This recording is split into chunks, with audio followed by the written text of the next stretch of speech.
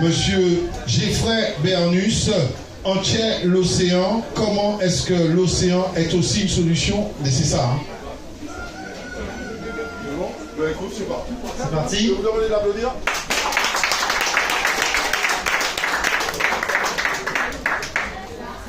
Bonjour à tous.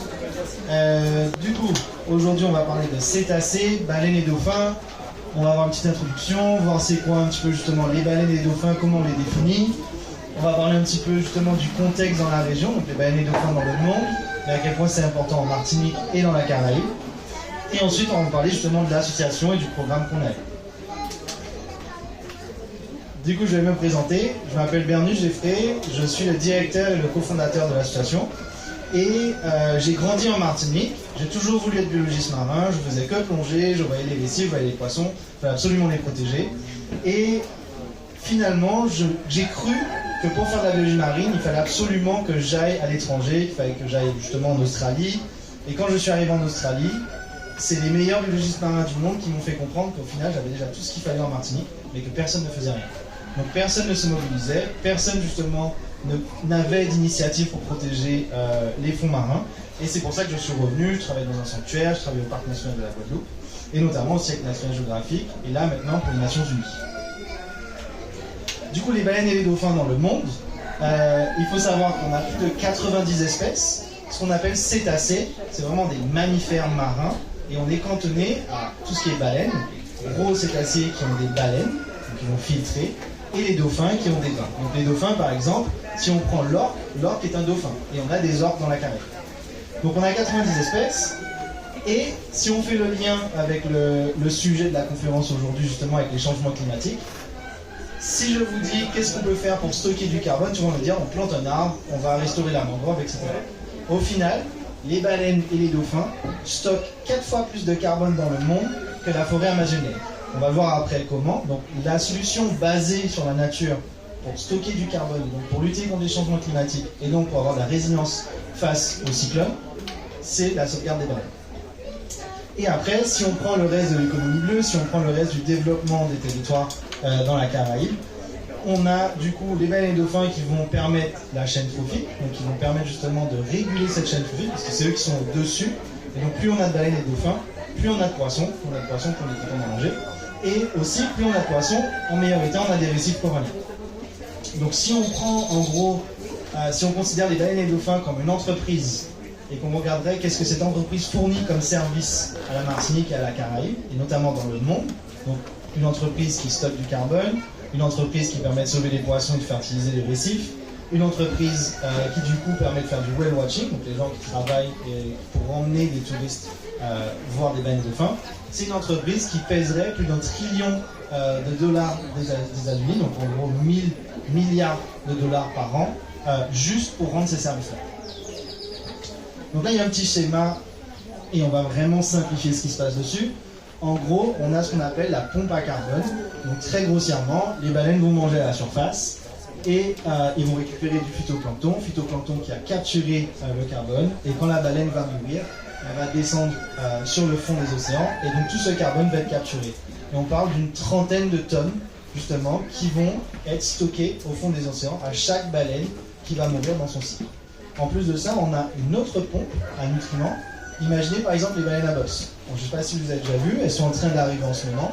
Les baleines à bosse, elles vont se nourrir dans les pôles. Donc par exemple au niveau du Groenland, elles vont se nourrir. Elles vont migrer jusqu'en Martinique. Et une fois qu'elles migrent en Martinique, elles ne vont plus se nourrir et elles vont déféquer. Donc elles vont continuer d'avoir des nutriments. Donc toute la nourriture qu'elles ont pris au Groenland, elles vont l'emmener sur nos récifs. Et en fait, c'est cette nourriture-là, cet engrais, en gros, à récif qu'on a, grâce aux baleines, qui permet justement aux poissons de se reproduire, de se nourrir, et aux autres organismes de procréer. Oui.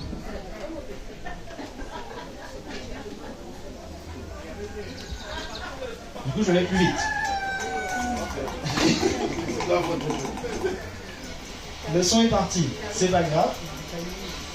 Je voudrais quand même vous présenter des vidéos qu'on a dans la Caraïbe. Donc ça, c'est des vidéos qu'on prises uniquement dans les îles des Caraïbes, avec le son. Peut-être que le son va revenir. Donc des orques, par exemple, à Bécoué. On a les sifflements et tout. Des baleines à bosse. Voilà. des baleines à bosse qui sont à l'ensuiguer. Donc là, c'est 5 mâles baleines à bosse qui sont en train de suivre une femelle, et c'est les mâles qui chantent. On a du coup, à côté des grandes baleines, tout ce qui est dauphin. Donc sur les dauphins, on a les dauphins qui sont gris et les dauphins qui sont noirs. Le dauphin tacheté, donc c'est les dauphins qui sont de fraîcheur, il y a un bord de 300 au niveau du fraîcheur. Les grands dauphins, ça c'est flipper, on a dans la Caraïbe. Les dauphins de Fraser, qui sont très rares au niveau du monde, mais qui sont très présents dans la Caraïbe. Les dauphins à long bec, c'est ceux qui font des tours sur eux-mêmes. À côté des dauphins gris, on a des dauphins noirs. J'ai vraiment essayé de simplifier. Ça, c'est ce qu'on a des globicéphales. Retenez parce qu'on va en parler plus tard. Une autre espèce. Je ne sais pas si certaines personnes avaient suivi Pépin, le cachalot nain qui était coincé dans la baie près de Trinité. On va le voir. Ça, c'est ce qu'on appelle des faux orques. Et on est revenu sur le cachalot. Ça, c'est le son d'un cachalot, par exemple. Donc, pour résumer, c'est des espèces qui sont super importantes. On en a beaucoup dans la Caraïbe, mais le problème, c'est qu'elles sont menacées.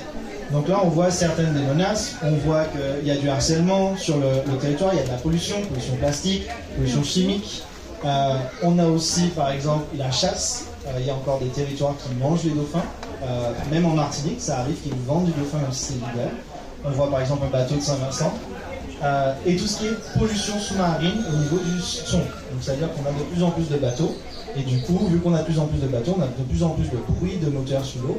Et si vous réfléchissez à une baleine à bosse qui va essayer de venir ici se reproduire et élever son petit, au final, quand elle vient, elle veut communiquer avec son petit qui a trop de bruit sous-marin, on peut avoir une mère qui se fait séparer de son petit parce qu'ils ne peuvent plus communiquer. Et dans tout ça, la plus grosse menace, c'est justement le fait qu'il manque de données. C'est-à-dire que si demain, on va aller dire au gouvernement quoi faire et comment faire pour mieux les protéger, il n'y avait pas les données disponibles pour montrer que telle espèce est plus rare, que telle espèce est en train de décroître au niveau de sa population. Et c'est pour ça, justement, qu'on a créé une association. En plus de ça, on ne peut pas travailler justement uniquement à l'échelle de la Martinique. On est obligé de travailler à l'échelle de la Caraïbe entière.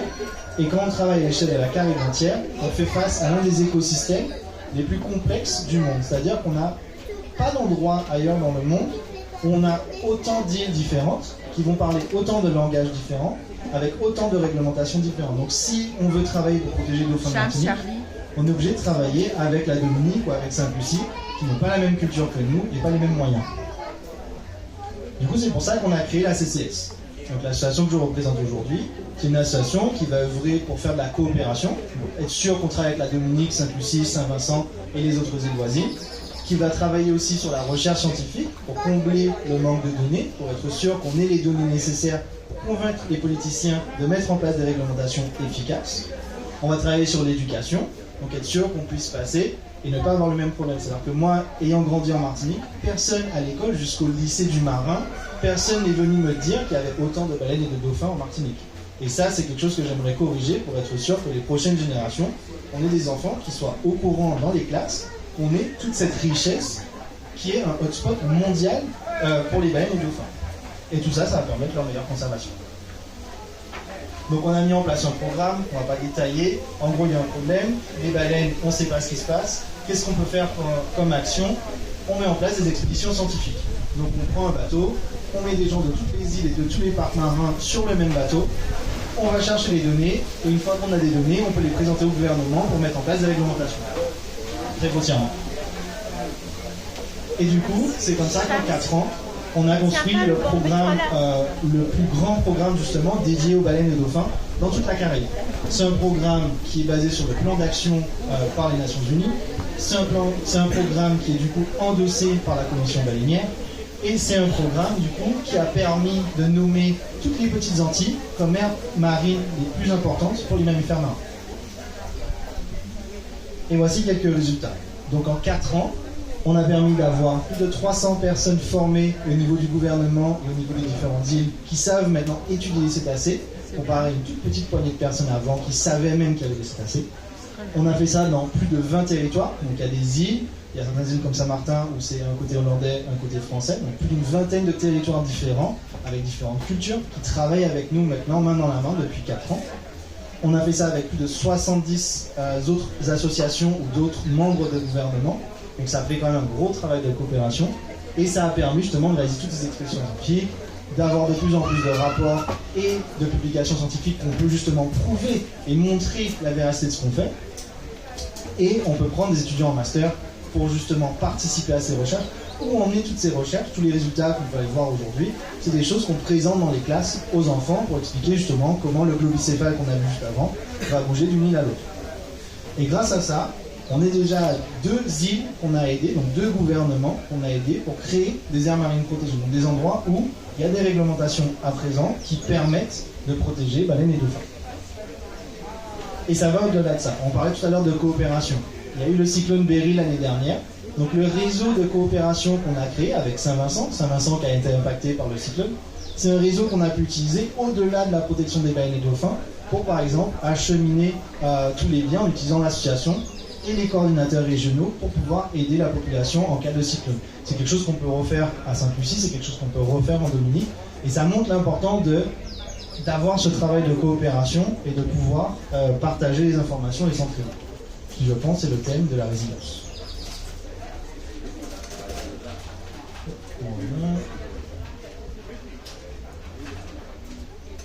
Donc on fait des actions en classe en Martinique, et dans les endroits comme à Saint-Vincent, on fait ce qu'on appelle des SICAMP. Donc on parle d'enfants qui là sont présents dans ce SICAMP, qui la veille ont mangé du dauphin. C'est-à-dire que c'est commun chez eux de manger du dauphin, d'en voir sur la plage mort, de eux-mêmes les découper, et ils vont jamais vraiment voir vivant. Et ces enfants-là, on les prend, on les met dans une classe, on essaie justement de transférer notre culture, de leur montrer qu'il peut y avoir un autre point de vue sur les cétacés, et on leur montre pour la première fois des dauphins vivants. Et les réactions qu'on a sont vraiment unanimes à chaque fois, c'est pourquoi on les a mangés, c'est trop beau, c'est magnifique, on ne veut pas les manger, et on veut apprendre, on veut justement découvrir plus. Et on voit qu'on peut ouvrir les yeux des gens comme ça, en ayant des actions éducatives plus ciblées dans les endroits où il y a plus d'impact sur les cétacés.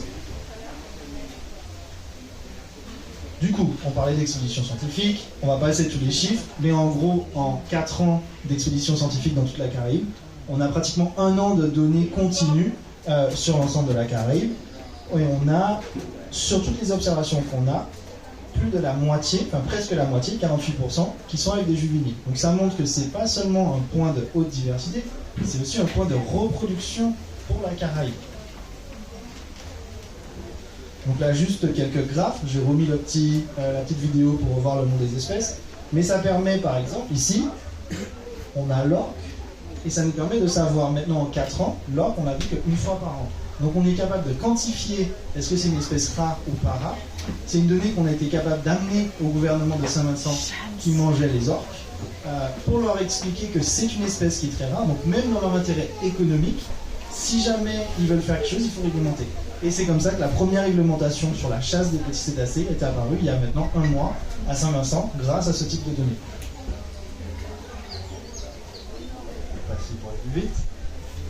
En gros, la carte que vous voyez ici, c'est une carte pour les différentes espèces qui montre où il y aurait les hotspots pour aller voir les cétacés. Une carte à ne pas utiliser pour voir les harcelés en bateau, n'est-ce pas? Il y a des professionnels pour vous emmener. Mais le lien à faire justement avec cette carte-là, c'est le rouge ici qui représente le trafic maritime. Le trafic maritime qu'on a besoin pour apporter des choses, pour apporter par conteneur, que ce soit de l'essence pour nous, que ce soit justement des biens. Mais on peut voir qu'il n'y a pas de route justement pour les bateaux. C'est-à-dire que la ligne est assez large et prend l'ensemble de la côte. Et ça englobe tous les hotspots. Donc là, on est en train de travailler par exemple avec la Dominique, la Martinique, la Guadeloupe, pour essayer de mettre en place une ligne, une route de bateau. Donc il faut imaginer qu'il n'y a plus de route pour les voitures. Vos enfants, s'ils n'ont pas un passage piéton, ils ne peuvent pas traverser. C'est la même chose pour les baleines. Il n'y a pas de passage piéton pour les baleines pour passer d'une île à l'autre. Et il nous faut une route. Donc c'est un exemple concret de comment on peut déterminer cette route pour ne pas qu'elle passe sur les hotspots, sur les maisons des baleines et des dauphins. Exemple plus concret, plus scientifique, en rouge, ici par exemple, vous avez toutes les routes de bateaux qui vont se superposer sur l'habitat préférentiel des globicéphales.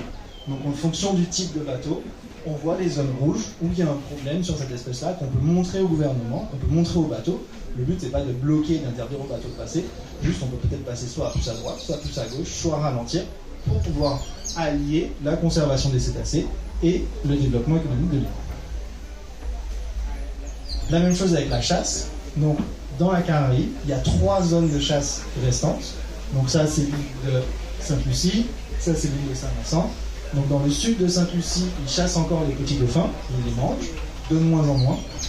Dans le centre de Saint-Vincent, ils chassent aussi tout ce qu'ils appellent les blackfish. Donc si vous voyez blackfish sur un menu, sachez que vous mangez du dauphin, de l'orque, du polycéphale. Donc ils vont chasser. Et sur l'île de Bécoué, il y a la chasse aux baleines à bosse. Donc les baleines qu'on parlait justement avant, donc il y a un quota par la commission baleinière. Et c'est les 3 zones où on a. Et vous pouvez voir encore une fois que ça se superpose pleinement avec la distribution des espèces. Donc là, juste quelques images. On va passer d'ailleurs avec les enfants. Si vous voulez voir, on verra après. Le problème qu'on a, c'est que du coup, on ne peut pas aller dire à une île quoi faire et comment le faire. Chaque île et chaque gouvernement et chaque personne est autonome et choisit comment le faire. Par contre, c'est des espèces qu'on partage. Imaginez que vous partagez des poules avec votre voisin. Du coup, si vous protégez les poules chez vous, mais que le voisin les mange à chaque fois qu'elles passent le grillage, il y a un problème dans l'économie, dans la partage du milieu. C'est la même chose avec les dauphins. On a montré que, par exemple, les cachalots, tout le monde dit les cachalots, ils restent en Dominique, ils sont que en Dominique. Non, les mêmes cachalots de Dominique qui sont si réputés, c'est les mêmes individus, la même famille. Donc Bob, le cachalot, il va passer de la Dominique à la Martinique, à toutes les autres îles. Et on est obligé de travailler en commun avec les îles, puisqu'on voit tous ces mouvements entre toutes les îles de la Caraïbe. Est-ce que c'est clair? Si vous avez des questions, vous m'interrompre. Et du coup, si on met ça en relation avec les aires marines protégées en bleu, les futures réserves en hachuré, les mouvements, les zones de chasse, et j'ai même pas mis le trafic maritime, on voit qu'il y a un problème. Donc l'orque, Bob, qui passe de la Martinique où il est censé être protégé, s'il traverse et qu'il va au sud de Sainte-Lucie, il se fait manger. Du coup, on est obligé de travailler avec Sainte-Lucie si on veut protéger Bob. Ça, c'est un exemple d'initiative qu'on a réalisé avec d'autres scientifiques. Donc, on a réuni tous les scientifiques de la Caraïbe, on les a mis dans une salle, on leur a dit ne regardez pas les limites politiques, ne regardez pas si c'est Martinique, Guadeloupe, si ça parle tel langage, ou si c'est telle culture ou pas. Juste scientifiquement, déterminer une zone qui serait importante pour les cétacés. Ce qui ressort, c'est ça. L'ensemble de la Caraïbe, l'ensemble des petites Antilles en tout cas, comme une seule zone. C'est pas 20 zones, c'est pas 15 zones, c'est pas juste la Martinique, c'est l'ensemble. Et ça, c'est aussi un outil qu'on peut utiliser avec les gouvernements pour leur montrer qu'on doit travailler ensemble. C'est vraiment le message clé à retenir aujourd'hui, c'est la coopération. Tout ça, on le fait aussi avec les oiseaux, je passe, parce qu'on parlait que de baleines et de dauphins, mais ça permet aussi de montrer l'importance des oiseaux marins, dont on parle très très peu souvent, et qui sont aussi un moyen de fertiliser nos côtes. C'est-à-dire que tous les oiseaux vous mangez au large, ils vont venir près des côtes pour dormir la nuit, ils vont faire caca, ils font caca sur les récifs, ça permet de mettre de l'engrais, en gros. Il faut obligatoirement remercier les partenaires qui ont payé toutes ces expéditions en bateau qui coûtent très cher, et aussi remercier tous les gens qui investissent leur temps, c'est-à-dire qu'ils vont passer des nuits, des jours, des semaines, des mois, des fois sur un bateau, pour pouvoir recueillir ces données bénévolement, pour pouvoir apporter cette information qui permet de mettre en place des réglementations, qui nous permettent de sauvegarder Bob. Et c'est le moment des questions.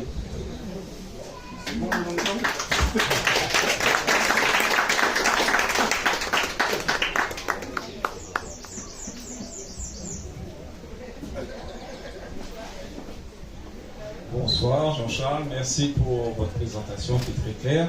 Alors comme c'est un temps de reportage, je vais un peu confronter un point de vue. C'est-à-dire que j'ai été interpellé par votre démarche éducative dans les îles voisines qui tend à vouloir arriver, si j'ai bien compris, à une chasse zéro et une consommation zéro. Ah, j'ai pas bien compris. Donc c'est là que je voulais en venir pour savoir si amener une population qui a une pêche traditionnelle, une consommation raisonnée, est-ce que l'amener à ne plus le faire et dans une bonne démarche, pas dans le bon sens. Voilà. Donc je n'avais pas bien compris votre propos. Allez, la réponse à la question. Du coup, c'est moi qui ai mal expliqué. Et donc l'objectif n'est absolument pas de changer la culture, mais plutôt d'ouvrir la culture. C'est-à-dire qu'on parle d'un système fermé où il n'y a pas d'ouverture à l'éducation, c'est-à-dire que les enfants n'ont pas l'information de l'autre côté des cétacés, on va dire, de l'autre possibilité de les voir, de les rencontrer vivants. Et nous, notre objectif n'est pas d'imposer un nouveau mode de fonctionnement. On pourrait débattre, hein, est-ce que c'est plus équitable de manger une baleine localement que d'importer du bœuf d'Argentine, mais plutôt d'ouvrir le côté éducatif sur voici aussi ce qui se passe, voici à quoi ça ressemble sur l'eau, voici ce qu'il est possible de faire, et maintenant vous avez le choix. Nous, on n'est jamais on ouvre les yeux, c'est tout, on ne fera pas plus. J'ai une question, en fait. J'avais lu quelque chose un jour qui m'avait beaucoup interpellé sur le niveau sonore des bateaux et sur le réglage du niveau sonore. J'avais lu en fait que on avait fait ce réglage au maximum supportable par les poissons et les mammifères marins. Et je me suis demandé, voilà. C'est-à-dire que au-delà, en fait, ça pouvait leur causer des dégâts complètement irréversibles ou la mort. Et donc on était à quelque chose que nous, humains, on n'aurait pas supporté si on avait mis ce réglage-là, tu vois. C'est ce que j'avais lu, mais peut-être que tu ne l'avais pas bien compris, alors c'est peut-être l'occasion de poser... Alors, sur la pollution sonore, il y a plusieurs paramètres. Il y a un paramètre, on va dire, comme les études sismiques. Là, par exemple, il y a l'Ifremer qui était venu avec un bateau pour faire une étude sismique, pour essayer de savoir à quoi ressemblaient les fonds marins. On est sur des ondes avec des fréquences et intensités qui vont complètement tuer les baleines. Donc on va avoir des dommages internes. En gros, les baleines vont avoir peur au fond de l'eau, elles vont remonter d'un coup, elles vont faire un accident de plongée, et en faisant cet accident de plongée, elles vont s'échouer après. Donc ça, c'est-à-dire le cas extrême. On a après, de notre côté, le cas plus routinier, où on a énormément de bateaux qui vont passer. Imaginez que vous essayez de faire classe ou qu'on essayait de faire cette conférence avec des voitures qui passeraient à droite, à gauche, derrière nous, devant nous, on ne pourrait pas communiquer. Et c'est plus ce côté routinier qu'on a, donc ce bruit sous-marin constant qui va poser un problème. Il y a des études, par exemple, sur les larves de poissons qui sont capables d'entendre le bruit d'un récif. Donc si la larve de poisson n'est pas capable d'entendre le bruit du récif, elle ne va pas pouvoir le coloniser, parce que généralement donc, les poissons vont faire des œufs, il y a une larve, la larve va se faire emporter par le courant, mais à un certain moment, la larve est quand même capable de nager, entre guillemets, un petit peu, et de se diriger vers le récif. Et en fait, à cause du bruit sous-marin, on a ces récifs qui sont en train de se dépeupler, en tout cas de ne pas se faire recoloniser, et c'est la même chose avec les cétacés. On a une confusion entre la mère et le petit, qui ne peuvent pas communiquer, ou même les adultes qui vont se chercher. Les cachalots, par exemple, peuvent faire des sons très très importants pour les colocations, mais ils font des sons beaucoup plus réduits qu'on appelle des codas pour parler entre eux. Donc les cachalots ont une vie sociale très très active, où la sœur va se relier avec la mère pour pouvoir tenir le bébé, le baby-sitter à la surface, pendant que la mère va aller se nourrir à 1000, 2000 mètres de fond. S'ils sont plus capables de faire ces sons-là, parce qu'il y a 4 yoles de pêche qui passent, 2 portes de conteneurs, l'Express des îles, et qu'en fait à aucun moment ils arrivent à se parler, on a ce problème avec le bruit sous-marin qui va agir. Mais je ne pense pas que les fabricants de moteurs se soient mis exprès à la ligne supportable, c'est juste, je pense, on est dans l'efficacité, on est dans le moteur, et on veut juste aller pêcher, aller faire un tour en bateau, ou passer d'une à l'autre, qui n'est pas un problème. S'il y a des...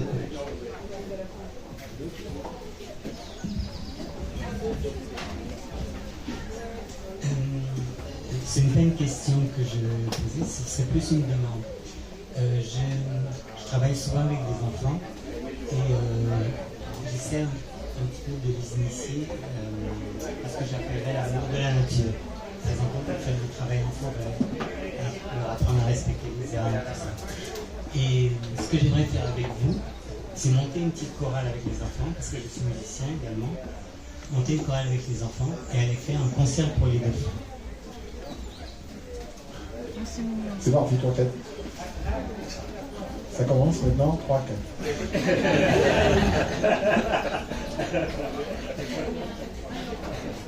Oui, bonjour. Alors j'aurais plusieurs questions à te poser. Bon, donc je sais pas si j'ai trop le temps ou s'il faut faire. Allez, 3 questions, pas plus. Ouais. Même 2, c'est bien. En fait, déjà sur le cycle du carbone et la baleine, là, donc quand moi je comprends qu'elle capte du carbone lors de sa croissance, comme un arbre capte du carbone, et à sa mort, a priori, elle le relargue ce carbone. Alors est-ce qu'il est tout de suite dans le cycle ou revient? Oui, mais il y a quand même des nécrophages qui bouffent la baleine, donc est-ce que c'est eux qui récupèrent le carbone ou...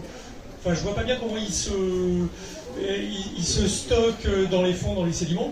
Bon, ça c'est peut-être un point technique un peu, mais voilà. Après, sur la répartition des baleines, On voit qu'il y en a, enfin, on a vu sur les cartes, c'était essentiellement sous le vent.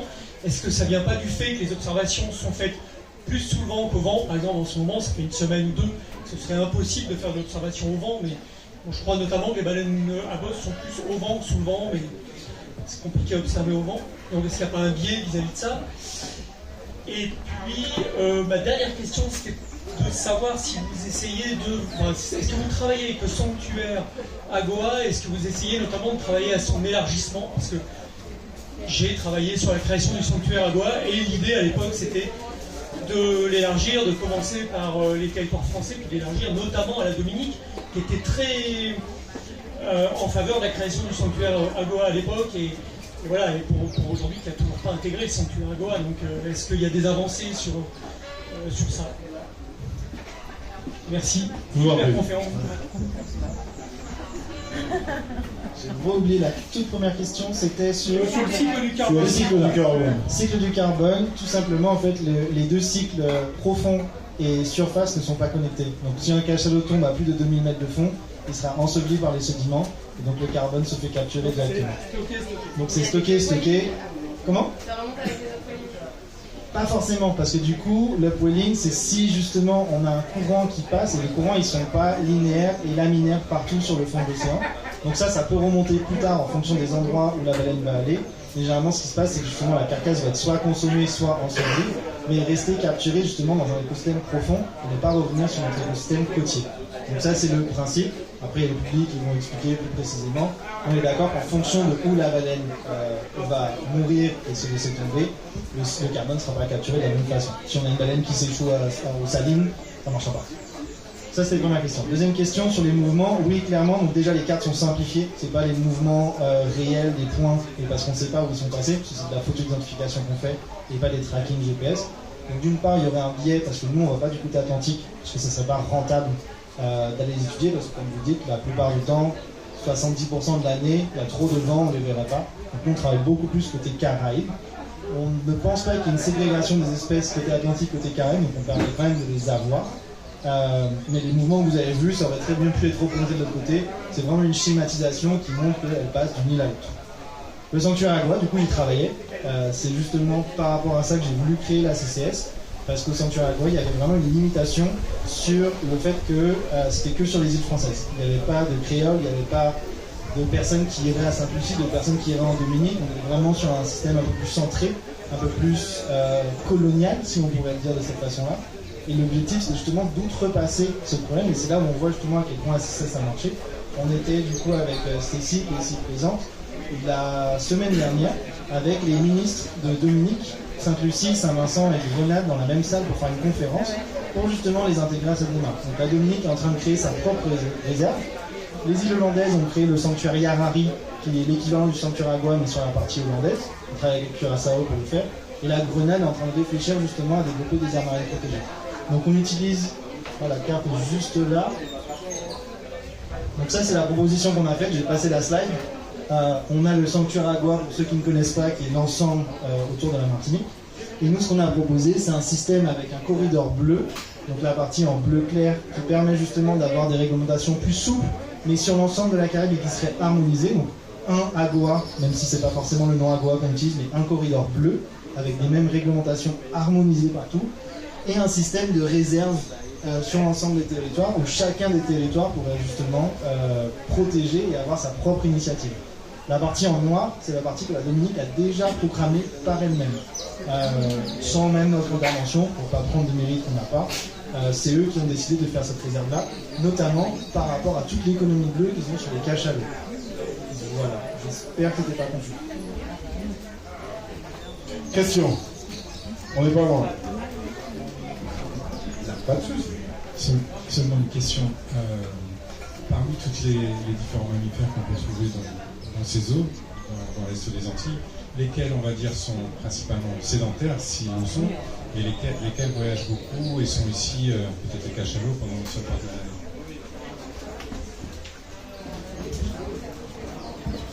D'un côté, j'ai pas la réponse pour toutes les espèces encore, parce qu'il y a des espèces qui sont trop rares, mais pour les espèces dont on a les informations, les cachalots par exemple, il y a une association qui travaille dessus depuis plus de 20 ans en Dominique, et on sait que toutes les femelles sont résidentes de la Caraïbe, à l'année.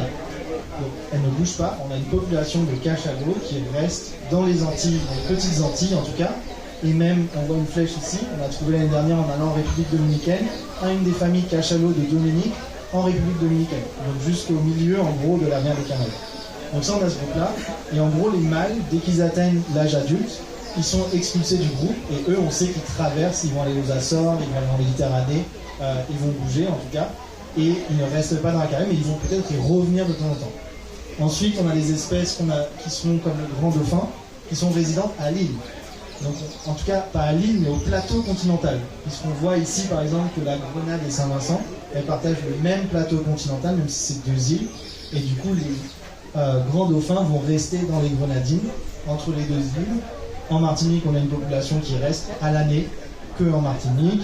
En Guadeloupe, il y a aussi une famille qui est très très bien connue. On a tout le nom des individus. On sait qu'il y a Jojo, Éclair, que Chancré. Ils ont des petits noms, ils les revoient partout, c'est vraiment génial. Et après, on a d'autres espèces comme les globicéphales. On a 3 modes.